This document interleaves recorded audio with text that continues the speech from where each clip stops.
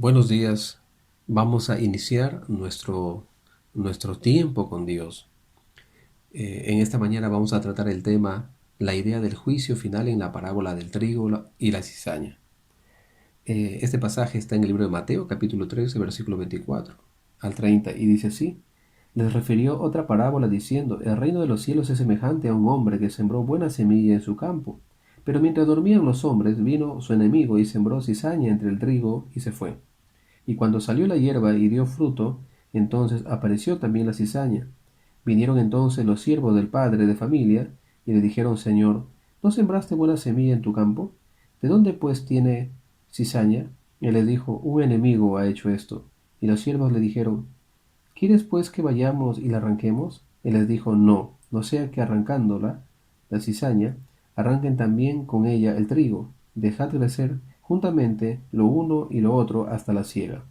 Y al tiempo de la siega yo diré a los segadores: Recoged primero la cizaña y atadla en manojos para quemarla, pero recoged el trigo en mi granero. Qué interesante que esta parábola del trigo y la cizaña aborda el asunto del crecimiento y del desarrollo del reino de Dios. Hay algunas enseñanzas que en esta mañana vamos a ver que son importantes. Lo primero es que hay una enseñanza dada a los creyentes. Esta enseñanza no fue dada para las personas en general. Mateo se está dirigiendo a un público judío, eh, a un público cristiano, y que tenía que ser entrenado, tenía que ser instruido en forma especial para tener una visión del futuro reino de los cielos, de manera que no se desanimen respecto a las injusticias y las cosas que diariamente ellos experimentaban en su propia vida. Eh, la explicación de esta parábola implica 7 elementos que le vamos a ver en forma rápida. La palabra de Dios nos muestra en los siguientes versículos del mismo capítulo que hay 7 elementos. El primero que se encuentra es la siembra, el que siembra la buena semilla. Y el que siembra la buena semilla es el Hijo del Hombre, lo dice. Y el Hijo del Hombre es el Señor Jesús como dueño, ¿no? Él es el dueño del campo. El campo, dice, es el mundo, y implica que Dios, que Jesús, está en control de todo. La buena semilla son los hijos del reino. Como buen agricultor, el Señor Jesús plantó a sus hijos en este mundo con un propósito de alumbrar en medio de la oscuridad, y la sembró en este campo. Las cizañas son los hijos del malo, dice, representan eso, y, y son hijos pues justamente que son usados por el diablo y para sus propósitos. Eh, la cizaña era considerada como una hierba venenosa, que era semejante al trigo, pero que no era igual en el momento que aún no era maduro. En sus etapas primeras, la cizaña eh, prácticamente no se puede distinguir del trigo, que es un alimento. Es imposible separar la cizaña del trigo, porque sus raíces de estas dos plantas se entretejían, de modo que arrancarlas arrancaría a una y a la otra también. Por otro lado, el enemigo que la sembró, dice, también como quinto elemento, es el diablo.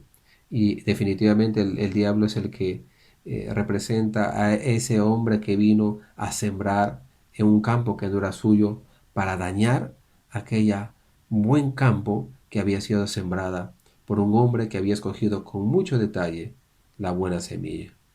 Por lo tanto, este hombre, este enemigo, quería dañar y lo hacía precisamente en un momento donde todos estaban descuidados, que era la noche. Jesús usa este ejemplo porque en la época, en la antigüedad, era un problema que la gente podía sembrar cizaña en campos ajenos. Por lo tanto, aún habían leyes para controlar este tipo de cosas. Las leyes romanas contemplaban estas cosas. También habla que hay una siega, una cosecha, que es el fin del siglo. Dice la palabra del Señor que al día siguiente de la siembra de la cizaña eh, no se, eh, no se puede dar cuenta. En algún momento estos hombres se dieron cuenta al pasar el tiempo, y esta cizaña el dueño le dice que no se podría cortar, sino que cuando llegue ese tiempo adecuado, porque los frutos de ambos son diferentes. Es allí donde las palabras del Señor Jesús calan mejor, cuando dice en Mateo 7:20 que por su fruto lo conoceréis. Hay muchos cristianos que están entre nosotros, que aparentan ser, pero que aunque puedan evidenciar algunos frutos que, que no son dignos de Dios, muchas veces hay apariencias que no son tan notorias, que solamente en el día que el Señor venga y separe cuál es el trigo, ese día el Señor sabrá y mostrará la diferencia, porque Él conoce los corazones de cada uno de nosotros. Los segadores son los ángeles que dice que vendrán y separarán, y el trigo le pondrán en un granero y la hierba mala será quemada. Qué interesante, hermanos, que este pasaje nos debe llevar a la reflexión.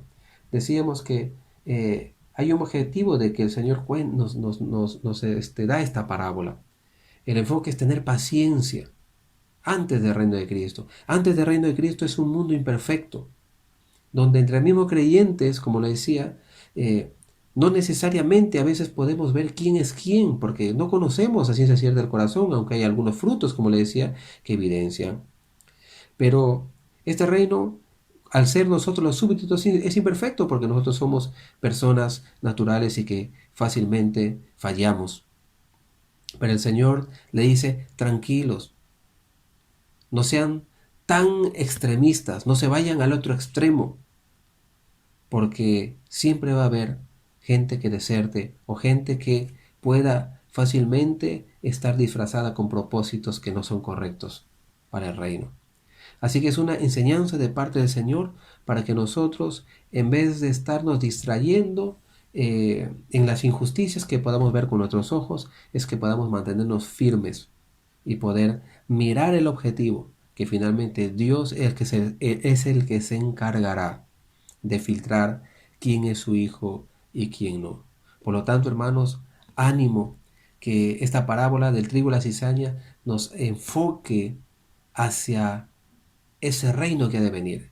Es una enseñanza de corte escatológico para el final de los tiempos, donde nuestro corazón tiene que estar preparado desde ahora y ser precisamente esa buena semilla que este dueño del campo sembró, y que seamos luz en medio de un mundo de oscuridad. No te preocupes por lo demás, por lo que otros hacen o dejan de hacer. Tu trabajo es siempre hacer lo que el Señor te manda, enseñarlo, y cada quien responderá de acuerdo a su propia comunión con Dios. Así que, hermano amado, Dios te bendiga en este día y siga adelante mirando en el futuro, no mirando el presente. Que el Señor te guarde en el nombre de Cristo Jesús. Amén. Sea tu misericordia sobre nosotros, según esperamos en ti. Sea tu benevolencia sobre los pueblos, según esperamos en ti. Esperamos en ti, en tu amor y en tu bondad. Esperamos en ti, por amor de tu nombre, sálvanos. Por amor de tu nombre, sálvanos.